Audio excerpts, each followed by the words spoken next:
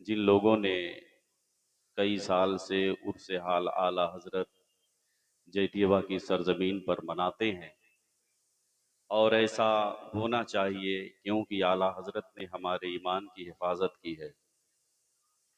ये बहुत अच्छा कदम उठाया है उन लोगों ने जो लोग इस महफिल पाक में दामे दिर में कदमे सुखने हिस्सा लेते हैं, क्योंकि वो कौम तबाह हो जाती है जो अपने मोहसिन अपने रहनुमा को भूल जाती है।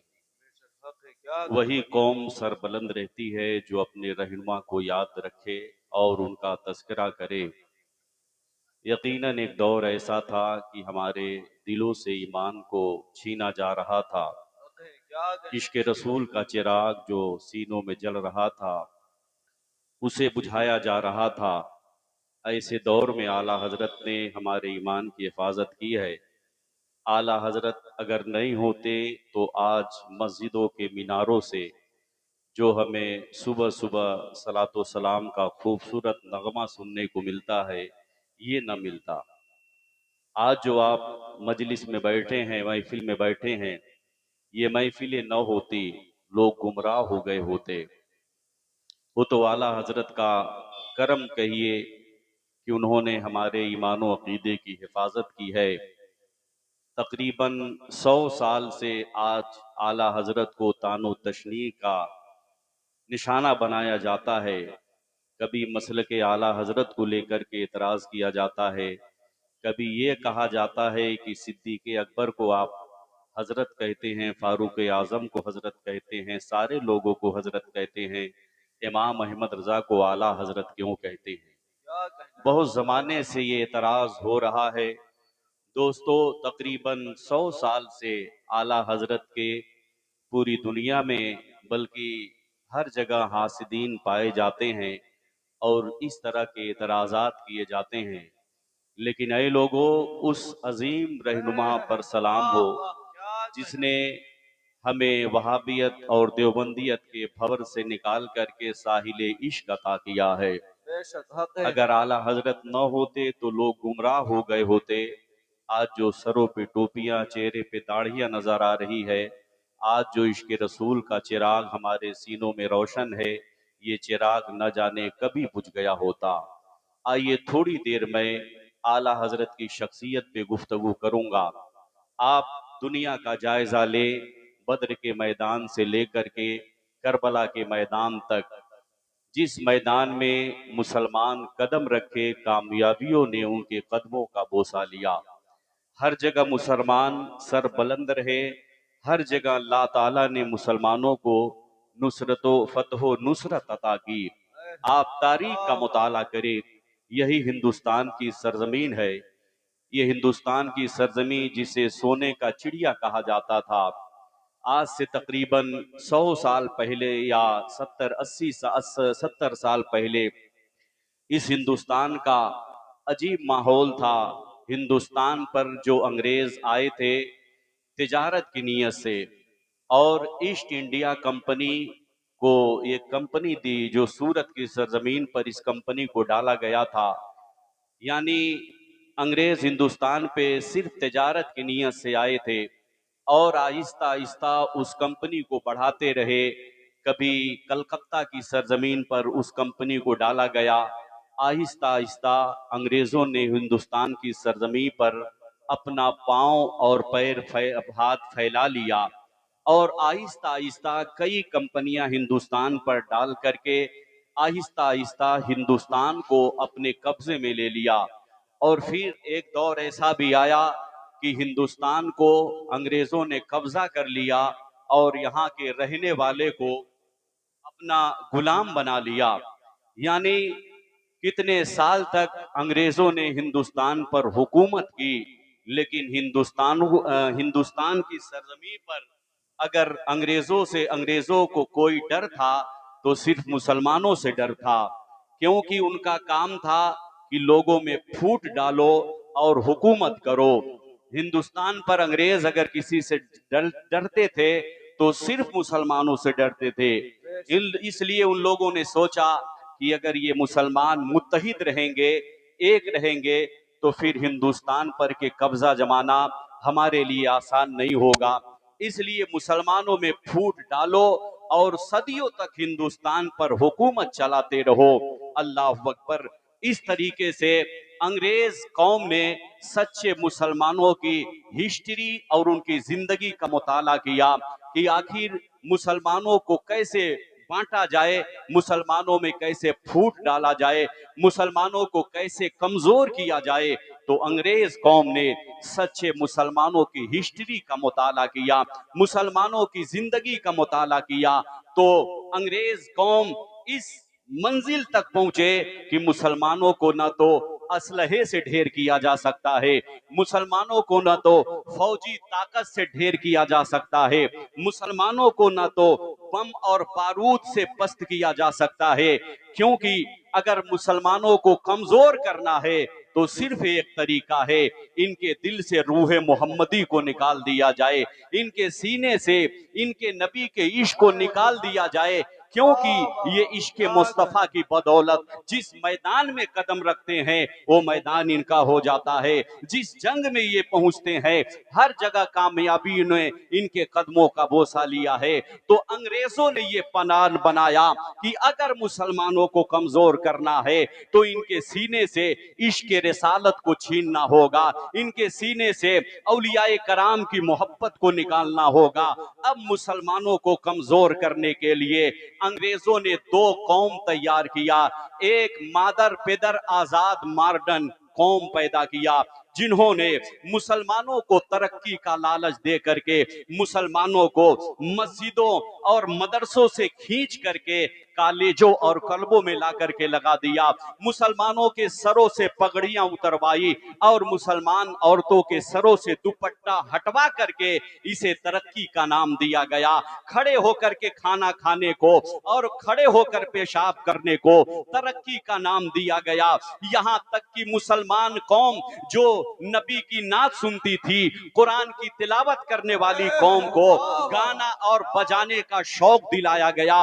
यहाँ तक कि उन कौम ने, उस गिरोह ने मुसलमानों के जाहिरी शक्ल सूरत को बदल दिया, मुसलमानों को मदरसे से खींच करके गाना और बजाने का शौक दिया। यहाँ तक कि मुसलमानों को उन अंग्रेजी एजेंटों ने इस तरह बदल दिया कि मुसलमानों का चेहरा न नबी के चेहरे की तरह रहा, मुसलमानों का कपड़ा न नबी के कपड़े की तरह रहा, मुसलमानों की शादी बियाह न नबी के शादी बियाह की तरह।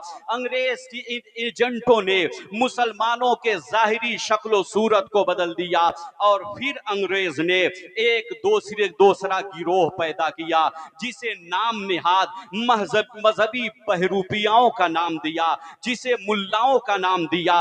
यानी अंग्रेजों ने कुछ मुल्लाओं को खरीद लिया और इन नाम निहाद मुल्लाओं ने जो लंबी लंबी दाढ़ी रखे थे, टोपी सर पे था, इमामा सर पे था, जिस्म पे जुब्बा नजर आ रहा था, जाहिरी तौर पे ये अल्लामा दिख रहे थे, जाहिरी तौर पे ये मुसलमान देख रहे थे। अंग्रेजों ने एक नाम निहाद मुल्लाओं का गिरोह किया, गिरोह को खरीदा और उस गिरोह को तैयार करने के बाद कहा कि मुसलमानों के सीने से इनके नबी की मोहब्बत को किसी तरह निकाल दो, इनके सीने से औलिया और सालिहीन की मोहब्बत को निकाल दो, इनके सीने से सहाबा की मोहब्बत को निकाल दो। अब तारीख बताती है नबी की जात पर हमला किया जाने लगा, नबी के इज्जतो नामूस पे हमला किया जाने लगा। अल्लाह अकबर। आओ देखो मुसलमानों, ये वहाबियत देवबंदियत तकरीबन 100-150 साल से पहले इनका वो नामो निशान इस दुनिया में मौजूद नहीं था, इनका वजूद नहीं था। अरब की धरती पर एक किताब लिखी गई थी जिस किताब का नाम किताबुत तौहीद रखा गया था, जिसको मोहम्मद इब्ने अब्दुल वहाब नजदी ने लिखा था। उस किताब में क्या लिखा था? उस किताब में यही था, जिसका नाम मोहम्मद या अली है, वो किसी चीज का मालिको मुख्तार नहीं है, नबी को इल्मे गैब नहीं है, नबी को पीठ पीछे की खबर नहीं है, नबी मालिको मुख्तार नहीं है। नबी के बाद अगर कोई दूसरा नबी पैदा हो गया तो नबी के आखिरी नबी होने में कोई फर्क नहीं पैदा होगा। उस किताब में क्या लिखा गया था? यही लिखा गया था कि नबी तो कयामत के दिन अपनी बेटी फातिमा की बख्शिश नहीं करवा पाएंगे। अल्लाह अकबर। उस किताब तौहीद को अरब की धरती से मंगवाया गया और दिल्ली की सरजमीन पर लाया गया। दिल्ली की सरजमीन पर इस्माइल देहलवी ने उस किताब का जो अरबी में था उसे उर्दू में तर्जमा किया गया और उस किताब का नाम रखा गया तक़वियतुल ईमान, यानी ईमान को तक़वियत देने वाला। लेकिन याद रखो मुसलमानों, वो ईमान को तक़वियत देने वाली किताब नहीं थी, बल्कि ईमान को बर्बाद कर देने वाली किताब थी। उस किताब को इस्माइल देहलवी ने लिखा था और इस किताब को तैयार करने के बाद दिल्ली की सरजमीन पर बांटा गया। जामा मस्जिद दिल्ली की सरजमीन पर फ्री में वो किताब तकसीम की गई और उस किताब को तकसीम करने के बाद लोगों का ऐसा ऐसा गिरोह पैदा किया गया जो नमाज और कलमा और हज के नाम पर मस्जिदों में मुसादा मुसलमानों को बुलाते थे और तरह तरह मस्जिदों में जाकर के सादा लौ मुसलमानों को बुलाकर कहते थे, आओ जरा मस्जिद में नमाज की बात होगी, आओ जरा मस्जिद में रोजे की बात होगी, आओ जरा मस्जिद में दीन और कलमे की बात होगी। सादा लौ मुसलमानों को मस्जिदे में बुला करके ये कहा गया सुनो, नमाज पढ़ना फर्ज है, फातिहा करना फर्ज नहीं है। अगर फातिहा नहीं करोगे तो कयामत के दिन फातिहा के बारे में नहीं पूछा जाएगा, लेकिन नमाज नहीं पढ़ोगे तो नमाज के बारे में पूछा जाएगा। मुसलमानों से ये कहा गया सलातो सलाम पढ़ना कोई फर्ज नहीं है, लेकिन रोजा रखना फर्ज है। यानी इस तरीके से मुसलमानों को स्लो पॉइजन दिया गया और नमाज रोजा के नाम पर बुला करके फातिहा से दूर किया गया, सलातो सलाम से दूर किया गया, जश्न ईद मिलादुन नबी के जुलूस से दूर किया गया।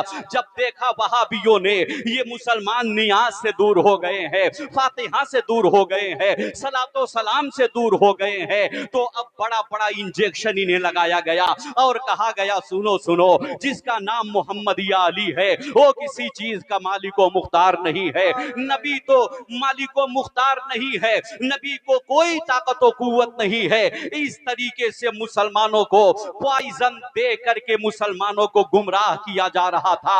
अल्लाह अकबर। अब मुसलमान परेशान हो गए, अब क्या किया जाए? ये जो दीन की बात करने वाला है ये तो देखने में अल्लामा नजर आ रहा है, ये तो देखने में मुफ्ती नजर आ रहा है, लेकिन ये हमारे ईमान को छीन रहा है। अब पूरी दुनिया का मुसलमान परेशान हो गया। ए परवरदिगारे आलम, अब क्या किया जाए? जो इश्क़े रसूल का चिराग हमारे दिलों में रोशन था, आज उसे बुझाने की कोशिश किया जा रहा है, आज हमारे ईमान को तबाह किया जा रहा है। पूरी दुनिया का मुसलमान परेशान था। उस वक्त भी खानकाहें मौजूद थी, लेकिन सारी खानकाहें खामोश थी। किसी खानकाह से इन वहाबियों देवबंदियों का रद्द नहीं किया जा रहा था, सारी खानकाहें खामोश थी। अल्लाह अकबर। इतना माहौल था। अब हिंदो पाक का मुसलमान, पूरी दुनिया का मुसलमान परेशान हो गया। मौला अगर इसी तरह रहा तो कल हमारे ईमान को छीन लिया जाएगा और ईमान से बढ़कर के हमारे पास कोई दौलत नहीं है। अब क्या किया जाए? पूरी दुनिया का मुसलमान परेशान है। ऐसे मौके में हिंदो पाक का मुसलमान रसूलुल्लाह के रोज़े अनवर की तरफ, गुंबदे खजरा की तरफ लौ लगा करके सरकार की बारगाह में अरीजा पेश कर रहा था, रब की बारगाह में आवाज दे रहा था, ए मौला भेज दे सिद्दीक़ अकबर को जो हमारे ईमान की हिफाजत कर ले, भेज दे फारूक आजम को जो हमारे ईमान को बचा ले, भेज दे उस्मान गनी को जो हमारे ईमान को बचा ले, भेज दे मौला अली को जो हमारे ईमान की हिफाजत कर ले, भेज दे फिर से इमाम आजम को जो हमारे ईमान को बचा ले। पूरी दुनिया का मुसलमान बारगाहे खुदाबंदी में अल्लाह की रहमत को आवाज दे रहा था। परवरदिगारे आलम की रहमत ने अपने बंदों को आवाज दिया, ऐ मेरे बंदे घबराने की जरूरत नहीं है। अरे सिद्दीक का जो काम था वो कर गए, फारूक का जो काम था वो कर गए, उस्मान का जो काम था वो कर गए, इमाम आजम का जो काम था वो कर गए, गरीब नवाज का जो काम था वो कर गए। ऐ मुसलमानों, अब परेशान होने की जरूरत नहीं है। हम तुम्हारे ईमान और अकीदे की हिफाजत के लिए अहमद रजा को दे रहा हूँ। नारे तकबीर, नारे रिसालत, खलीफे हुजूर ताहिरे मिल्लत खलीफे हुजूर ताहिरे मिल्लत जश्न ईद मिलादुन नबी, नारे तकबीर, नारे रिसालत। रब की रहमतों ने आवाज दिया, मेरे बंदो घबराने की जरूरत नहीं है। अब हम तुम्हें इमाम अहमद रजा दे रहा हूँ। इमाम अहमद रजा खान अलैहि रहमत व रिजवान बरेली की टूटी हुई चटाई पर बैठ करके इश्क रिसालत का जो पैगाम दिया है और मुसलमानों के सीने में जो इश्क रिसालत का शमा रोशन किया है, इंशाअल्लाह ये चिराग कयामत तक नहीं बुझ सकता। ये चिराग यूं ही रोशन वाह, इतना भयानक माहौल था।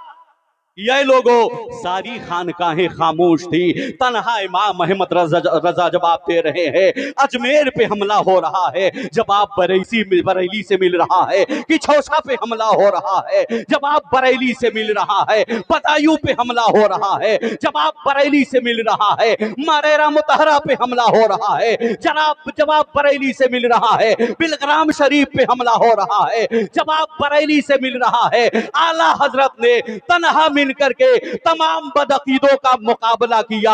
यही तो वजह है, हर तरफ से आवाज आई, वादी रजा का, कोहे हिमाला रजा का है। जिस समत देखिए हो इलाका क्या कहना है, जिंदाबाद जिंदाबाद। वाह बाबा। इमाम अहमद रजा खान अलैहि रहमत व रिजवान ने हमारे ईमान की हिफाजत की। ऐ लोगों, जब सारी खानकाहें खामोश थी, कहीं से जवाब नहीं मिल रहा था, सहाबा पे हमला किया जा रहा था, जवाब अहमद रजा दे रहे थे। नबी के नामूस पे हमला किया जा रहा था, जवाब इमाम अहमद रजा दे रहे थे। ताबईन पे हमला किया जा रहा था, जवाब इमाम अहमद रजा दे रहे थे। औलिया अल्लाह की जात पे हमला किया जा रहा था, जवाब इमाम अहमद रजा दे रहे थे। जब सारी खानकाहें खामोश थी, सारे हजरत खामोश थे, तो ऐसे वक्त में सरकार वारी से पाक ने कहा, ए अहमद रजा, अपने दौर में जितने हजरत मौजूद हैं उन तमाम हजरतों में आप आला हजरत हो, इसीलिए आला हजरत कहा जाता है। नारे तकबीर, नारे रिसालत, मसलके आला हजरत, पैगामे आला हजरत, खलीफे हुजूर सरकार ताहिरे मिल्लत, नारे रिसालत। जब गलत फतवा दिया जा रहा था, गलत फतवे छापे जा रहे थे, ऐसे वक्त में इमाम अहमद रजा ने हमें फतावा रज़विया दे करके हमारे लिए एक रहनुमाई की है। जब कुरान पाक का गलत तर्जमा किया जा रहा था और लोग तर्जमा पढ़ पढ़ करके गुमराह हो रहे थे, ऐसी सूरत में आला हजरत ने हमें कंजुल ईमान दिया, जो कंजुल ईमान पढ़ करके आज हमारे ईमानो अकीदे की हिफाजत हो रही है। इन वहाबियों नजदियों ने कम मुसलमानों को परेशान किया। कहने लगे कि ये ऐ लोगों, ये नबी की मिलाद क्यों मनाते हो, नबी की मिलाद क्यों मनाते हो। जब 12 रबीउल अव्वल शरीफ आता है तो ये सुन्नी मुसलमान बड़ा नबी नबी कहते हैं, नबी नबी कहते हैं, झंडे लगाते हैं, जुलूस निकालते हैं, नबी का विलादत मनाते हैं। नबी नबी क्यों करते हो? तो मालूम है उस वक्त आला हजरत की उम्र, थोड़ा कम करो, आला हजरत की उम्र कितनी थी? 6 साल की। 6 साल की आला हजरत की उम्र थी और 6 साल की उम्र में आला हजरत ने एक बहुत बड़े मजमे में ईद मिलादुन नबी के मौके पे 2 घंटा तकरीर किया था, 2 घंटा। और उसमें एक अहम पॉइंट दिया था आला हजरत ने। आला हजरत ने कहा था कि लोग हमसे कहते हैं नबी का जब ईद मिलादुन नबी आता है तो मुसलमान बड़ा नबी नबी कहते हैं, नबी के नाम पे झंडे लगाते हैं, नबी नबी कह करके जुलूस निकालते हैं। तो आला हजरत ने कहा था, ऐ लोगों सुनो, जब मेरे आका इस दुनिया में आए थे तो उम्मती उम्मती कह रहे थे। यही वजह है जब 12 रबीउल अव्वल शरीफ आता है तो पूरी दुनिया का मुसलमान रोड पे आकर के नबी नबी कहता है। जब मेरे नबी उम्मती उम्मती कहते रहे तो नबी का उम्मती नबी नबी कहता है। माशाअल्लाह, सुभान अल्लाह। हमें अफसोस होता है कि कुछ लोग एतराज करते हैं कि सहाबा ने तो इस तरह का जुलूस न निकाला, ताबईन ने जुलूस न निकाला, ये मुसलमानों ये नबी के नाम पे झंडे क्यों लगाते हो, ये गलियों को क्यों सजाते हो, ये जुलूस क्यों निकालते हो। मैं कहता हूं यार, कैसे मुसलमान हो, नबी के नाम पे हमें नबी का जुलूस निकालने के लिए दलील की जरूरत पड़ेगी? कैसे मुसलमान हो? अरे हम तो अपने नबी को बिला दलील सबसे अफजल वाला मानते क्या हैं। कहना है? हमें नबी का जुलूस निकालने के लिए हमें सबूत नहीं चाहिए। नबी का जुलूस निकालने के लिए इश्क रिसालत चाहिए, इश्क रसूलुल्लाह चाहिए। तो ये लोगों, आला हजरत ने हमें पैगाम दिया कि नबी के नाम पर जियो और नबी के नाम पे मरो, बेशक सुभान इसलिए अल्लाह। कि ईमान ही सबसे बड़ा, सही करो भैया, ईमान ही सबसे बड़ा हमारे लिए हथियार है। अगर ईमान नहीं है तो कुछ भी नहीं है। नमाज, रोजा, हज और ज़कात कुछ भी नहीं है। तो आला हजरत ने हमारे ईमान की हिफाजत की। जब वहाबियों नजदियों ने एतराज किया, कहा कि ऐ लोगों, जब तुम मदीना शरीफ जाओ तो नबी के रोजे की हाजिरी की नीयत से न जाओ, इसलिए कि नबी के रोजे की हाजिरी की नीयत से मदीना शरीफ जाना ये जायज नहीं है। ये पैगाम दिया जब मुसलमानों को वहाबियों ने, तो आला हजरत ने जवाब दिया, कहा सुन, हम तो मक्का शरीफ भी जाते हैं तो मदीना तैयबा की हाजिरी की नीयत से निकलते हैं। यही तो वजह है। आला हजरत फरमाते हैं, हाजियों आओ शहनशाह का रोजा तो देखो, काबा तो देख लिए, अब काबे का काबा देखो। वाह सुभान अल्लाह माशाअल्लाह। आला हजरत ने हमें पैगाम, आला हजरत ने पैगाम दिया। जब कहा बदअकीदों ने, ये मुसलमानों को क्या हो गया है, ये या नबी सलाम अलैका तो पढ़ते थे, अब क्या हो गया है, अब ये पढ़ते हैं मुस्तफा जाने रहमत पे लाखों सलाम। एक सलाम तो समझ में आता है, ये लाखों सलाम क्या है। तो आला हजरत ने कहा कि सुनो, जब तुम या नबी सलाम अलैका पे एतराज करोगे तो अहमद रजा पढ़ेगा मुस्तफा जाने रहमत पे लाखों सलाम, शमे बस में हिदायत पे लाखों सलाम। जब लाखों सलाम पर वहाबियों ने एतराज किया तो आला हजरत ने कहा कि तुम लाखों सलाम पर एतराज करते हो, अब अहमद रजा पढ़ेगा काबे के बदरूद तो जा, तुम पे करोड़ों दुरूद, तैबा के शमसुद्दोहा तुम पे। माशाअल्लाह। आला हजरत ने हमारे ईमान की हिफाजत की है। बहुत बड़े आशिके रसूल थे। जब आला हजरत हज बैतुल्लाह के लिए पहुंचे और जब रज़े रसूल पे पहुंचे, अल्लाह अकबर, जब तक नबी के दयार में नहीं पहुंचे थे, बरेली शरीफ की सरजमी से हुजूर को सलाम पेश कर रहे थे। और जब रोज़े रसूल पे पहुंचे हैं तो अर्ज करते हैं, काबे के बदरूद तो जा, तुम पे करोड़ों दुरूद, तैबा के शमसुद्दोहा तुम पे करोड़ों दुरूद। और इश्क का क्या उस वक्त शमा रहा होगा।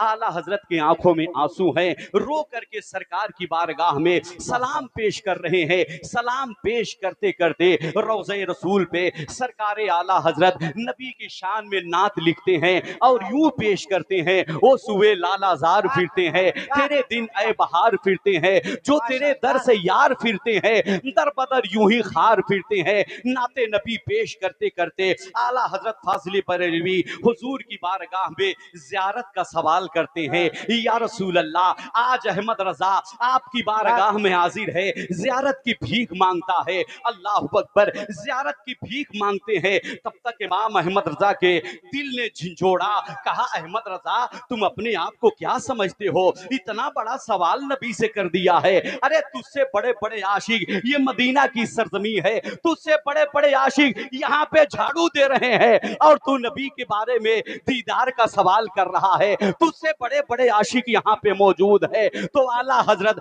अपने दिल से वो कहते हैं, कोई क्यों पूछे तेरी बात रजा, तुझसे कुत्ते हजार फिरते हैं। ए अहमद रजा, तुझसे बड़े बड़े कुत्ते यहाँ पे फिरते हैं, तुझसे बड़े बड़े आशिक शैताई यहाँ पे फिरते हैं। जब आला हजरत ने ये शेर पढ़ा, कोई क्यों पूछे तेरी बात रजा, तुझसे कुत्ते हजार फिरते हैं, तारीख बताती है अल्लाह के नबी ने रोज़े अनवर से इमाम अहमद रजा को दीदार कराया। और जैसे आला हजरत ने सरकार की ज़ियारत की है, पुकार उठे, तू जिंदा है वल्लाह, तू जिंदा है वल्लाह, मेरी चश्मे आलम से छुप। नारे तकबीर, नारे रिसालत, मसलके आला हजरत, अजमत सरकारे दो आलम, उर्से आला हजरत, नारे रिसालत। अलहरमत रिजवान की वो जात थी, अल्लाह ने बड़ा इल्म से नवाजा था। 6 साल की उम्र में, 6 साल की उम्र में आला हजरत ने 12 रबीउल अव्वल शरीफ के मौके पे 2 घंटा तक की तकरीर की। और मालूम है उस मजमे में हमारे और आपके जैसे लोग नहीं थे, बल्कि उलमा फरमाते हैं इतने बड़े बड़े आलिम मौजूद थे। अगर वो अलग अलग जमाने में पैदा होते तो सारे लोग अपने अपने वक्त के मुजद्दिद पैदा होते। ऐसे मजमे आम में सरकार आला हजरत ने 6 साल की उम्र में 2 घंटे तकरीर की। वाह वाह सुभान और जब आला हजरत की उम्र शरीफ 8 साल की हो गई ना, 8 साल की, तो हिदायतुल हिकमत जो अरबी मदारिस में पढ़ाई जाती है, अरबी किताब है, हिदायतुल हिकमत की शरह आला हजरत ने अरबी जबान में लिखी। वाह 8 वाह साल की सुभान उम्र, अल्लाह सुभान लोग आला हजरत का मुकाबला करते हैं। 8 साल की उम्र में आला हजरत ने हिदायतुल हिकमत की शरह लिखी।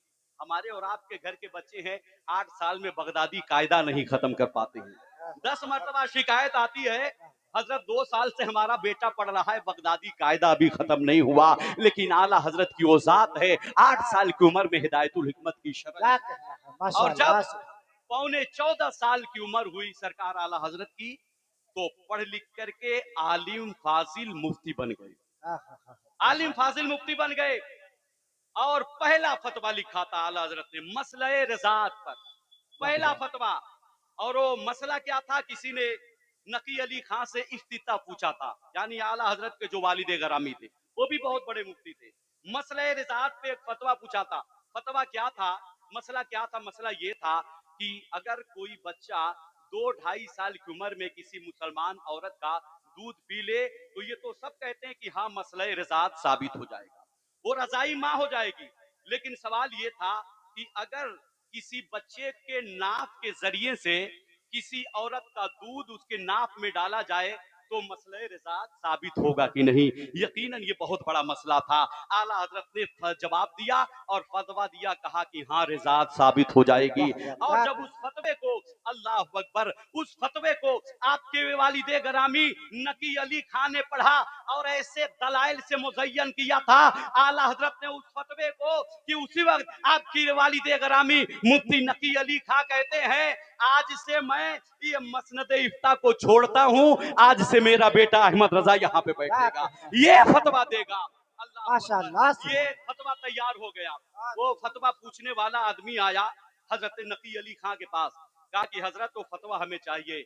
आपके वालिदे गरामी ने कहा कि जाओ कमरे में मुफ्ती साहब मौजूद हैं, जाकर उनसे फतवा ले लो। वो शख्स गया तो देखा कि मसनद इफ्ता पे एक 14 साढ़े 14 साल का बच्चा बैठा हुआ है। तो वापस पलट कर आया, कहा हजरत वहां तो कोई मुफ्ती साहब नहीं है, वहां तो कोई 14 साढ़े 14 साल का लड़का बैठा है। आपके वालिदे गरामी ने कहा वही तो मुफ्ती साहब है, वही तो मुफ्ती साहब है, जाओ फतवा ले लो। अल्लाह अकबर, ये जात है इमाम अहमद रजा खान अलैहि रहमत व रिजवान की। आओ मैं आपको बताऊं, आला हजरत अजीमुल बरकत के हासिदीन मैंने शुरू में कहा था कि हर दौर में रहे, हर दौर में आज भी हैं और रहेंगे। लेकिन याद रखो, वह तो इज्जो मंतशा व तो जिल्लो मंतशा, अल्लाह जिसे चाहता है इज्जत देता है, जिसे चाहता है जिल्लत देता है।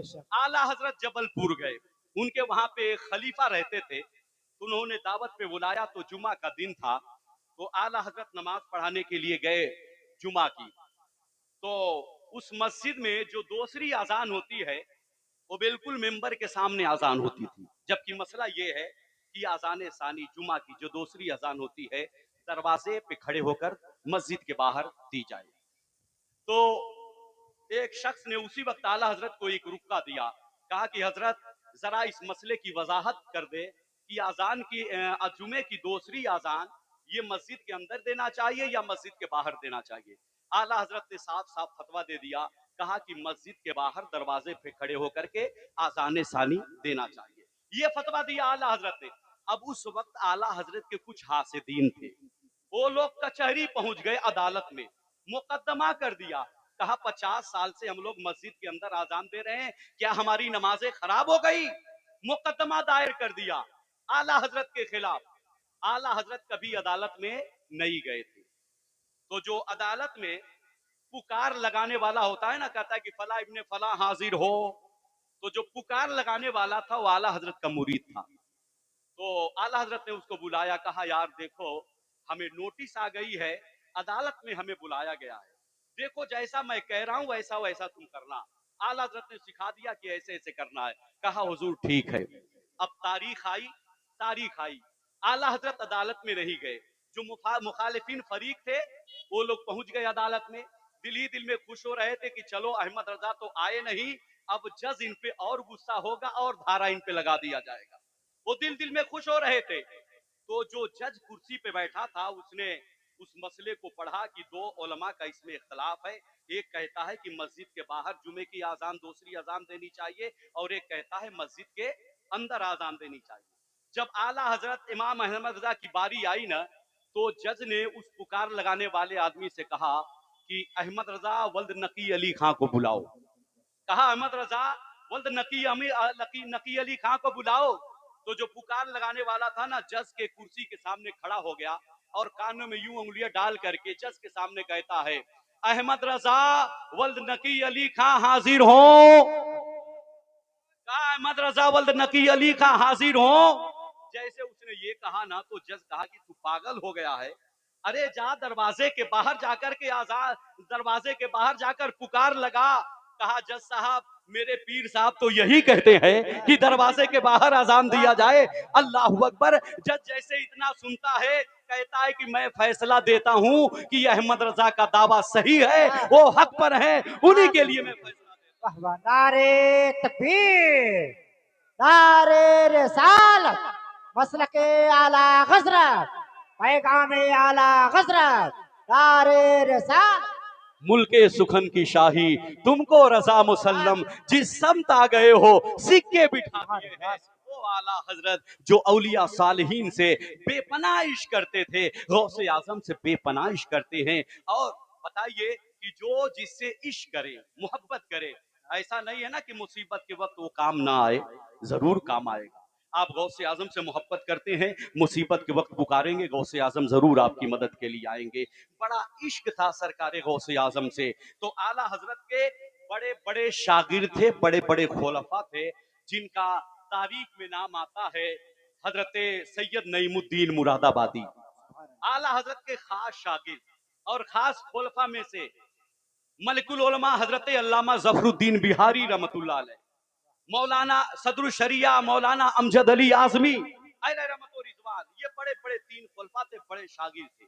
आला हजरत के साथ कमरे में बैठते थे, फतवा लिखने का काम आया तो फतवा लिखते थे, तफसीर लिखने का काम आया तो तफसीर लिखते थे। आला हजरत का हाथ पटाते थे। लेकिन सदरुल शरिया अहले रहमत रिजवान कहते हैं कि कभी कभी ऐसा होता कि हम लोग बैठ करके हजरत के कमरे में दीन का काम करते, फतवे लिखते, तफसीर लिखते। अचानक आला हजरत कहते कि जाओ आज काम नहीं होगा, हम लोगों को बाहर कर देते, हम लोग चुपचाप चले जाते। कई मर्तबा ऐसा हुआ, आला हजरत ने कहा अचानक जाओ आज काम नहीं होगा, काम बंद होगा। कहते कि एक दिन हम लोग तीनों लोग बैठ करके आला हजरत के साथ फतवा का काम कर रहे थे, तफसीर लिखने का काम कर रहे थे। रात का कुछ हिस्सा गुजरा ना, तो आला हजरत ने कहा कि जाओ अब काम नहीं होगा, जाओ अब काम नहीं होगा। कहते कि हुजूर अभी बहुत काम है, फतवा लिखना है, तफसीर लिखना है, मसाइल लिखना है। कहा कि मैंने कहा ना जाओ आज काम नहीं होगा। कहते कि आला हजरत ने हम तीनों को बाहर कर दिया। लेकिन सदरुल शरिया कहते हैं कि हमने कहा कि क्या वजह है कि क्यों बाहर कर देते हैं, जरूर कोई राज की बात है, जरूर कोई खास की बात है, और ये खास बात खास बंदे ही समझते हैं। कहा कि आज तो पता लगाएंगे क्या बात है, क्यों हमको अचानक बाहर कर देते हैं। कहते कि हम लोग तीनों दरवाजे के बाहर आ गए। आला हजरत ने अंदर से दरवाजे की कुंडी बंद कर ली, चिराग को बुझा दिया, कमरे में अंधेरा छा गया। कहते कि हम तीनों दरवाजे के बाहर खड़े थे, चिराग बुझा हुआ था। अचानक कमरे में उजाला हो गया, उजाला हो गया, रोशनी आ गई, नूर बरसने लगा। तो पहले जो लकड़ी का दरवाजा होता था ना, थोड़ा सा ढकेलो तो जरा दरवाजा खुल जाता था, हल्का सा। तो सदरुल शरिया अल्लाह रहमा कहते हैं कि जब अचानक उजाला हो गया, कमरे में रोशनी छा गई, तो हमने हल्का सा दरवाजा को धक्का दिया। तो क्या देखा कि पूरे कमरे में उजाला है, कोई बुजुर्ग हैं, रजाई ओढ़ करके, ठंडी का मौसम है, कमरे में लेटे हैं, और आला हजरत उनके पांव दबा रहे हैं। आला हजरत उनके पांव दबा रहे हैं और मीठी मीठी भीनी भीनी अरबी में उनसे बातें कर रहे हैं। कहते कि अरबी में बोल रहे थे, बात तो समझ में नहीं आ रही थी, लेकिन सुनने में बड़ा मजा आ रहा था, बड़ा मजा आ रहा था। कहते हैं बातें होती रही, वो दोनों बुजुर्ग बात करते रहे। थोड़ी देर के बाद जब सेहरी का वक्त हुआ तो बुजुर्ग चले गए और घर में कमरे में फिर अंधेरा छा गया और आला हजरत ने आकर के दरवाजा खोला तो तीनों को पा लिया। तीनों दरवाजे पे खड़े थे। आला हजरत ने कहा, क्या कर रहे हो तुम लोग तीनों यहाँ? तो सदरुल शरिया अलैहिर्रहमा कहते हैं कि हमने सैयद नईमुद्दीन मुरादाबादी को आगे कर दिया कि आप सैयद हैं, आप बात करें, आला हजरत आपसे नाराज नहीं होंगे, सैयदों का बड़ा एहतराम करते हैं। सैयद नईमुद्दीन मुरादाबादी आगे हो गए। कहा, हुजूर मैंने आज तक कभी जिद न किया और मैं सैयद हूं, आज आप एक से राज की बात पूछता हूं। हुजूर बता दे, ये कौन बुजुर्ग आपके कमरे में लेटे थे जिनका पांव आप दबा रहे थे? तो कहते हैं आला हजरत की निगाहें झुकी और आंखों से छम छम आंसू बरसने लगे। आला हजरत रो करके कहते हैं, जब तुम लोग किसी मसले में उलझते हो, किसी मसले में फंसते हो तो मुझसे आकर के पूछते हो। मुझे भी तो किसी से मसला पूछना रहता है, मैं भी तो किसी का चाहने वाला हूं, मैं कोई लावारिस तो नहीं हूं, मैं भी तो कहीं उलझता हूं। तुम उलझते हो तो मुझसे पूछते हो, और जब मैं किसी मसले में उलझ जाता हूं तो बगदाद के शेख अब्दुल कादिर जिलानी आते हैं मेरे कमरे में, मैं उनका पांव भी दबाता हूं, मसला भी समझ लेता हूं। मसले माशाअल्लाह। नारे तकबीर, नारे रिसालत, फैजाने गौसे आजम, फैजाने आला हजरत, दरसे आला हजरत, नारे रिसालत।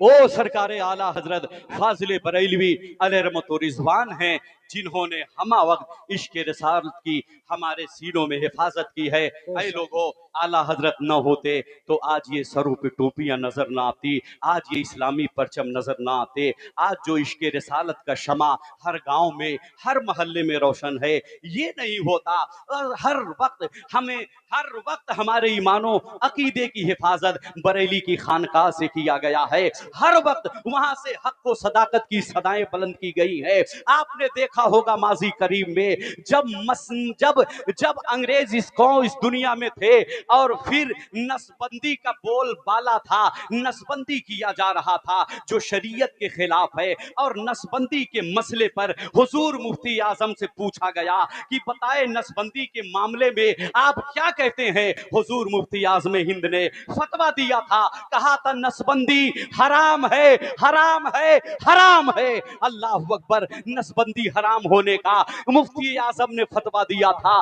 वक्त के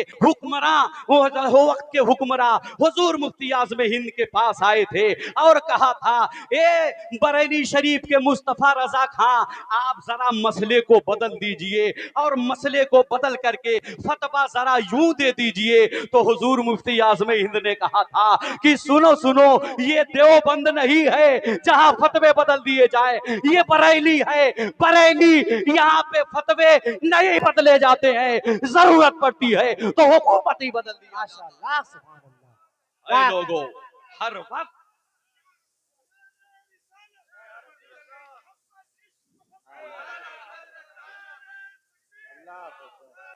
कहा ये बरेली है, यहाँ फतवे नहीं बदले जाते, जरूरत पड़ने पे हुकूमत बदल दी जाती है। और ऐसा हुकूमत बदला कि बदला ही रह गया। इसलिए ऐ लोगों, हर वक्त हमेशा हमारे ईमान की हिफाजत खानकाहे बरेली से हुई है। यही तो वजह है, जब ऐसे भयानक वक्त में हमारे ईमान की हिफाजत करने वाला कोई नहीं था, बुजुर्गों के मज़ारात पे हमले हो रहे थे, तो आला हजरत ने हमारे ईमान की हिफाजत की है। आला हजरत ने हमें इश्क़ रिसालत का जाम पिलाया है। तो यही वजह है कि पूरी दुनिया के मुसलमान ये पुकार उठे, यकीनन आला हजरत का हम पर बड़ा एहसान है। इसीलिए तो शायर ने कहा, डाल दी कल्ब में अज़मते मुस्तफ़ा, सैयदी आला हजरत पे लाखों सलाम। सुभान अल्लाह। यही वजह है कि हर खानकाह से आला हजरत की तारीफ होती है।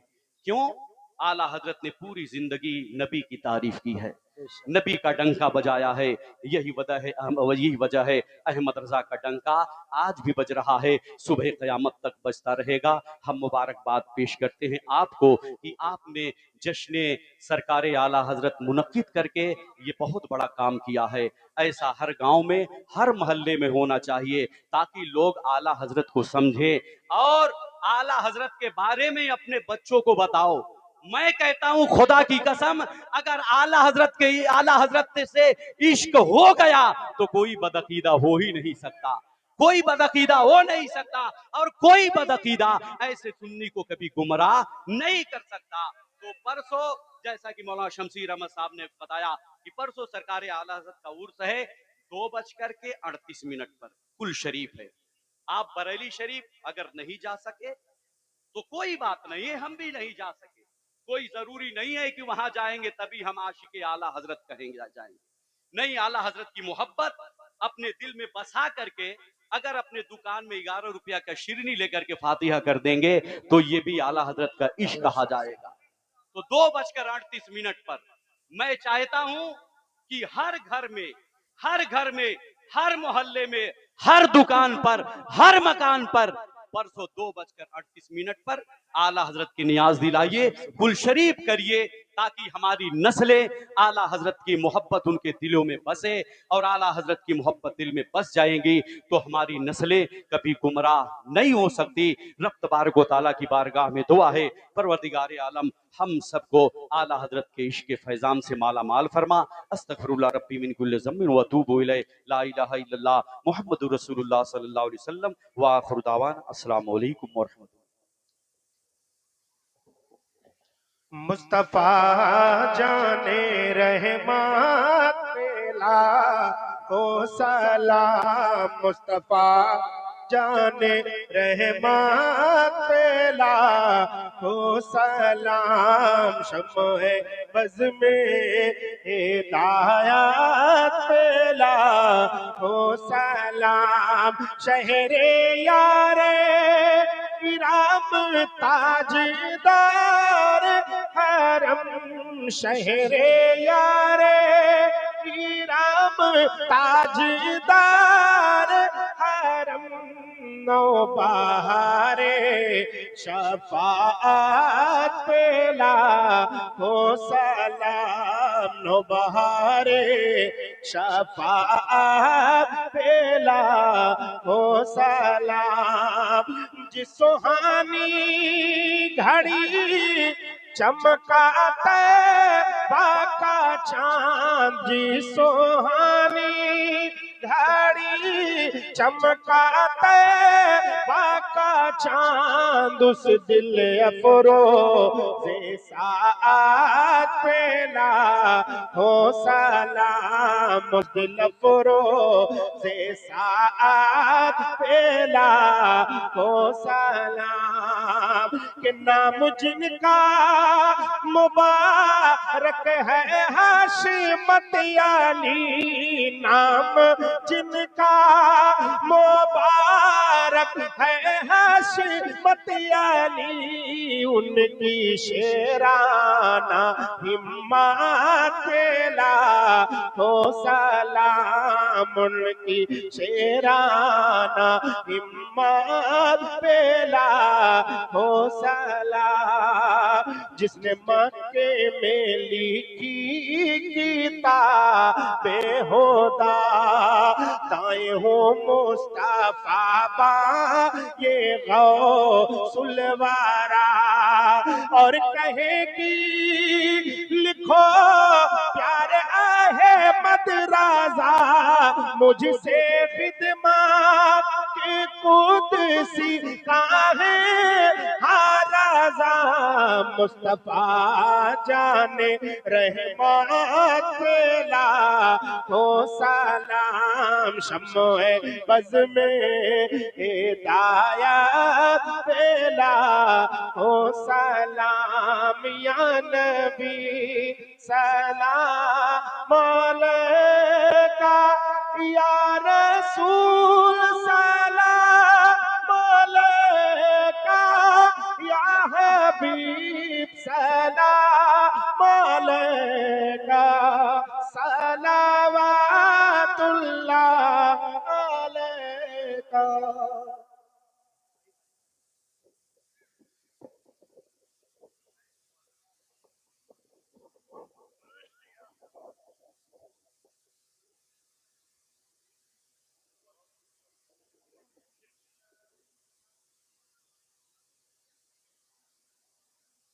أعبد ولا أنا عابد ما عبدتم ولا أنتم عابدون ما أعبد لكم دينكم ولي دين. بسم الله الرحمن الرحيم. قل هو الله أحد الله الصمد لم يلد ولم يولد ولم يكن له كفوا أحد. بسم الله الرحمن الرحيم.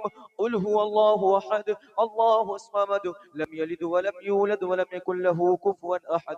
بسم الله الرحمن الرحيم. قل هو الله أحد الله الصمد لم يلد ولم يولد ولم يكن له كفوا أحد. بسم الله الرحمن الرحيم. قل أعوذ برب الفلق من شر ما خلق ومن شر غاسق إذا وقب ومن شر النفاثات في العقد ومن شر حاسد إذا حسد. بسم الله الرحمن الرحيم. قل أعوذ برب الناس ملك الناس إله الناس من شر الوسواس الخناس الذي يوسوس في صدور الناس من الجنة والناس. بسم الله الرحمن الرحيم. الحمد لله رب العالمين الرحمن الرحيم مالك يوم الدين. إياك نعبد وإياك نستعين اهدنا الصراط المستقيم صراط الذين أنعمت عليهم غير المغضوب عليهم ولا الضالين. الذين آمنوا صلوا عليه وسلموا تسليما. اللهم صل على سيدنا مولانا محمد صاحب التاج والمعراج والبراق والعلم دافع البلاء والقهر والمرض والعلم. اسمه مكتوب مرفوع مشفوع منقوش في اللوح والقلم. سيد العربي والعجم جسمه مقدس معطر مطهر منور في البيت والحرم. شمس الضحى بدر الدجى صدر لا نور لدى كافل ورا مصباح الظلم. جميل الشيم شفيل صاحب الجود والكرم. والله عاصمه وجبريل وخادمه البراق ومركبه والمعراج صبر سدرة المنتهى. سدرة المنتهى مقامه وقاب قوسين مضروب والمثل المقصود هو المقصود موجود. سيد المرسلين خاتم النبيين شفيع المذنبين انيس الغريبين رحمة للعالمين راحة العاشقين مراد المشتاقين شمس العارفين سراج السالك مصباح المقربين محب الفقراء والغرباء والمساكين.